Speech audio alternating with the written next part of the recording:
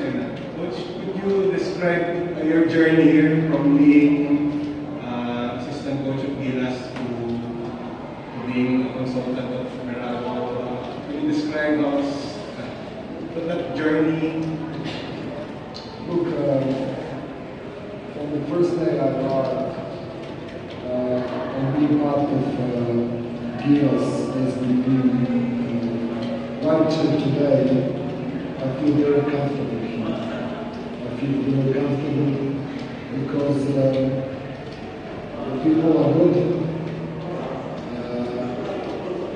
They have values and they're trying to do the best they can. Players, whether it's Gilas or Meralco, they're soldiers. They listen to the coaches, they respect the coaches, they respect the hierarchy. And I can tell you from my experience, I've been all around the world, it's very difficult to have these days. There's so much politics involved with players, their agents, doing things involved. We're here in the Philippines. I had an opportunity with Gilas, I was having a strong time, and we had a good time. It was difficult because coaches was coaching the next as well, and there was some overlapping and all this. I did my best. I left after that season, just 2 years ago. Wanted to come back. I was already in consulting role with Meralco. I really wanted to come back to be with Meralco, and thank God that I got a call to come back.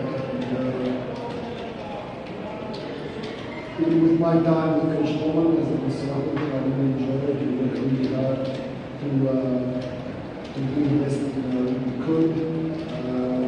Then, fortunately, was renewed, Coach really stepped in, and for 12 months we have really done a lot of work. The thing is, when the new face comes off, especially when we face from across the world, and this team has been under huge pressure in order to get that change. And we struggle, I have to say, because we have to implement, new systems, new coaches, and it's difficult. Credit to the players, they work hard, even if it's very hard for them to understand what they need to do. And I think somebody mentioned that we were 3 rounds to go in this conference, we were second last. And go back, I took a screenshot of that time. We were second last on the bridge, was last, we lost on the bridge, the team that hasn't won a game. We were down the bottom. And players could easily check the backs, easily. And if we lost the next game, we would have been it. We would have made it. We probably finished second last. And we won the 3 top games in the Philippines, Mongolia, and second game was unbeaten into the playoffs. And then on, we were very difficult to play against. That's great. Okay. More than anybody to the players to start with it and believe what we were reaching. Coach Nenad, just a follow-up. You mentioned that you got a call to come back. So, from what, is it true that you already left the Philippines? Then you were able to. Yes. Could you tell the story about what happened and how did you get it? I mean, at the time, there was some politics around Gilas, and I have to be honest, Jamal was the head of the program at the time, and I came because of him, and he was my friend, and I tried to help him. And then when he lost the job, I really wanted to go home, and Coach Shop came to me and asked me to stay.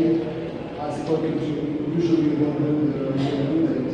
I spoke to Coach Ted, he asked me to stay, help, Coach Shop in Gilas, because he really does have Gilas very hard as well.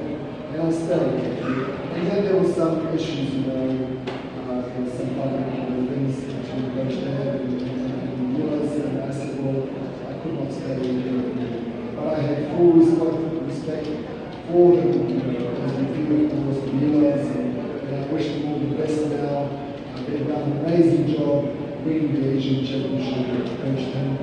And to win that championship, that's a huge achievement.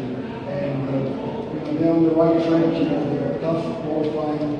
The expectations are high here, sometimes even too high.